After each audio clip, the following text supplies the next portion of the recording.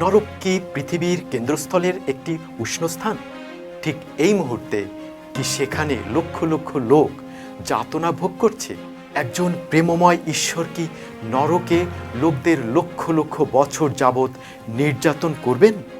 যারা তাদের অন্তরে কথা বলা পবিত্র আত্মাকে প্রত্যাখ্যান করেছে, দ্বিতীয় আগমনে তাদের অবস্থা হবে ভয়াবহ। প্রকাশিত বাক্য ভূপৃষ্ঠে একটি অগ্নিহ্রদের কথা বর্ণনা করে। বিশাল এই নরকটি ঈশ্বরের সঙ্গে যারা যুদ্ধ করে নিহত হবে সেই সমস্ত লোককে গ্রাস করবে। নরক সম্পর্কে অনেক ঐতিহ্যগত প্রথা বা আচার অনুষ্ঠানই প্রকৃতপক্ষে ঈশ্বরের বিচার সম্পর্কিত যে সমস্ত সরল উক্তিগুলো আমরা বাইবেলে পাই তার সঙ্গে ভিন্ন মত পোষণ করে।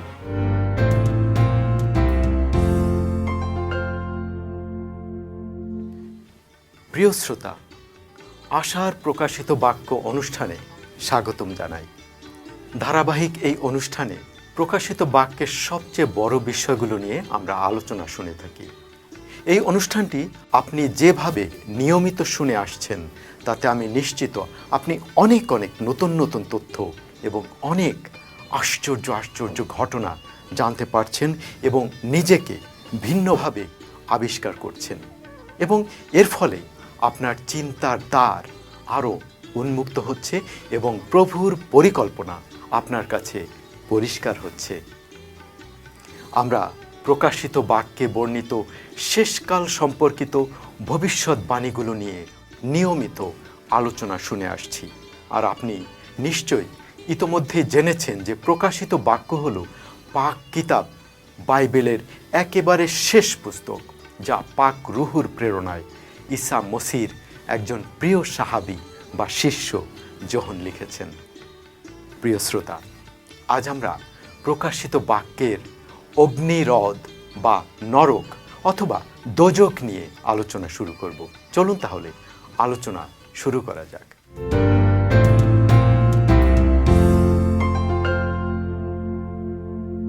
প্রিয় বন্ধু, আপনি কি কখনো হেল বা নরক অথবা দোজখ ভ্রমণ করেছেন? প্রতি বছর হাজার হাজার লোক হেল বা নরক ভ্রমণ করে থাকে, আর তাদের অধিকাংশ লোকই আশা করে সেখানে তাদের দীর্ঘ সময় থাকতে হবে না। এটি অত্যন্ত গরম, অনুর্বর, অমসৃণ একটি প্রাকৃতিক ভূচিত্র। নিশ্চয়ই আপনি এই জনশূন্য অত্যন্ত উষ্ণ অঞ্চলে আপনার বাকি জীবন অতিবাহিত করতে চাইবেন না। গ্র্যান্ড কেম্যানে অবস্থিত হেল বা নরক হল কিছু ছোট ছোট কালো চুনাপাথরের তৈরি কেম্যান দ্বীপপুঞ্জের একটি দ্বীপ। প্রতি বছর হাজার হাজার পর্যটক সেখানে ভ্রমণ করতে যায়। পশ্চিম উপসাগরে অবস্থিত এটি আমেরিকার একটি ফুটবল মাঠের প্রায় অর্ধেক আকৃতির হবে। দেখার জন্য তৈরি করা একাধিক মঞ্চ থেকে ভ্রমণকারীদের এই বিস্ময়কর ভৌগোলিক গঠনটির ছবি তুলতে দেওয়া হয়। এটি একটি অতুলনীয় গঠন, যা খাঁচকাটা স্পঞ্জি চূড়া বিশিষ্ট কালো আবরণযুক্ত চুনাপাথর দ্বারা বৈশিষ্ট্যমণ্ডিত। শ্যাওলা বা জলজ উদ্ভিদ যখন এই স্থানে অবস্থিত চুনাপাথরের সংস্পর্শে আসে, পরস্পরের উপরে ক্রিয়া করে, তখন পাথরের উপরে ক্ষয়ে যাওয়া মৃত সদৃশ একটি চেহারার তৈরি করে। ফলে এতে গোটা স্থানটি সম্পূর্ণরূপে আগুনে পুড়ে যাওয়া বিধ্বস্ত স্থানের মতো মনে হয়। হেল নামক স্থানটি কিভাবে হেল বা নরক নামটি পেল তার কয়েক প্রকারের বর্ণনা রয়েছে। তবে তাদের মধ্যে সবচেয়ে জনপ্রিয় ধারণাটি হল, যখন লোকেরা এই কালো হয়ে যাওয়া বিচ্ছিন্ন স্থানটির দিকে তাকায়, তখন তারা ভয়ানক বিস্ময় নিয়ে বলে ওঠে, হায় কপাল, নরক নিশ্চয়ই এইরকমই হবে। তবে এটিও দাবি করা হয় যে স্থানটি হেল বা নরক নামটি যে ঘটনা থেকে পেয়েছে তা হলো একটি নুড়ি যখন এই গঠনের মধ্যে ফেলা হয়, তখন চুনাপাথরের চূড়াগুলো এবং ক্ষুদ্র ক্ষুদ্র উপত্যকাগুলো যে প্রতিধ্বনির সৃষ্টি হয় এবং যে শব্দ তৈরি হয়, তাতে মনে হয় নুড়িটি যেন একেবারে হেল বা নরকের মধ্যে গিয়ে পড়ল। এই স্থানটির নাম প্রথমে যেভাবেই এলো না কেন, নামটি যে কোনোভাবে ছড়িয়ে পড়েছে এবং পর্যটকদের জন্য একটি আকর্ষণীয় স্থানে পরিণত হয়েছে। সামনে একটি আগুন নেভানো দমকল এবং লাল নরক শব্দযুক্ত ডাকঘর রয়েছে, যেখান থেকে আপনি নরক থেকে পোস্টকার্ড নামক পোস্টকার্ড পাঠাতে পারেন এবং নরকের উপহারের দোকান থেকে স্মৃতি চিহ্নের জন্য আপনি প্রিয়জনকে একটি জিনিস পাঠাতে পারেন। এই অঞ্চলের কোনো কোনো কাহিনী শিরোনামে তাদের পক্ষ থেকে শ্লেষাত্মকভাবে বাইবেল থেকে পরিচিত উদ্ধৃতি উল্লেখ করা হয়েছে। সত্যিকারের নরক কেমন তা সম্ভবত আবিষ্কার করার এখনই উপযুক্ত সময়। নরক কি পৃথিবীর কেন্দ্রস্থলের একটি উষ্ণ স্থান? ঠিক এই মুহূর্তে কি সেখানে লক্ষ লক্ষ লোক যাতনা ভোগ করছে?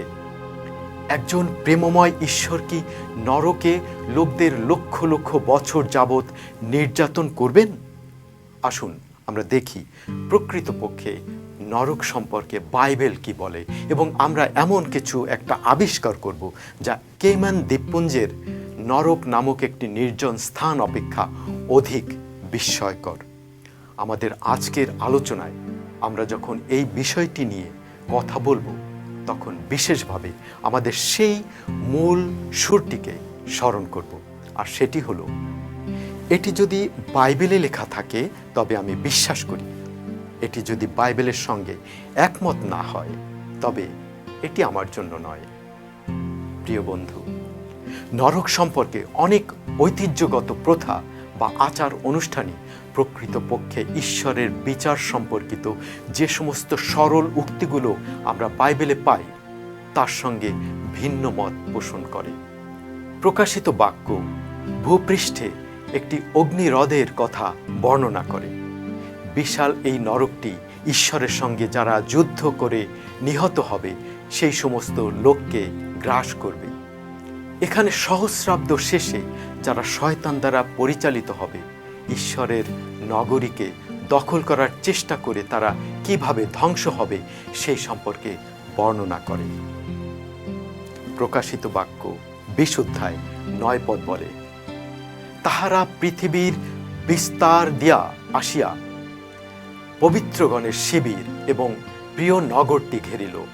তখন স্বর্গ হইতে অগ্নি পড়িয়া তাহাদিগকে গ্রাস করিল।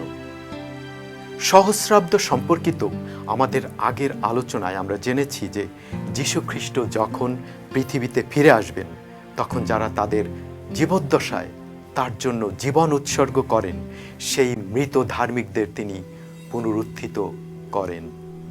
এই সমস্ত ধার্মিকরা তাদের কবর থেকে উঠে আসে এবং তাঁর সঙ্গে সাক্ষাৎ করার জন্য আকাশে উঠে যায়। জীবিত ধার্মিকদের সঙ্গে তারাও স্বর্গে উঠে যায় এবং 1000 বছর তার সঙ্গে যাপন করে। যারা তাদের অন্তরে কথা বলা পবিত্র আত্মাকে প্রত্যাখ্যান করেছে, দ্বিতীয় আগমনে তাদের অবস্থা হবে ভয়াবহ। এরাই পাহাড় ও পর্বতের কাছে চিৎকার করে বলবে যেন তারা তাদের উপরে এসে পড়ে, পাছে তারা খ্রিস্টের আগমনের জ্যোতিতে নিহত না হয়।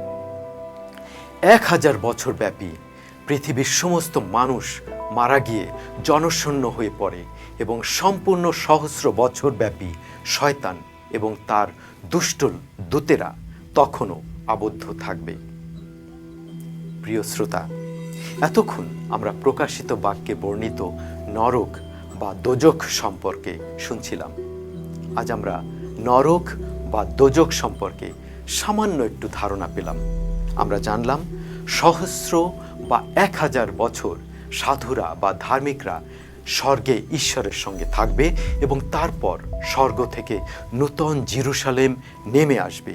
আর শয়তান ও দুষ্টরা যখন সেই নগরীটি আক্রমণ করার জন্য জড়ো হবে, তখন স্বর্গ থেকে আগুন নেমে এসে তাদের ধ্বংস করে দেবে। প্রিয় বন্ধু, পরবর্তী অনুষ্ঠানে নরক সম্পর্কে আরও বিস্তারিত এমন কিছু জানব যা আপনি হয়তো জানেন না বা ভিন্নভাবে জানেন। শোনার জন্য এই অনুষ্ঠানটি নিয়মিত শুনতে থাকুন।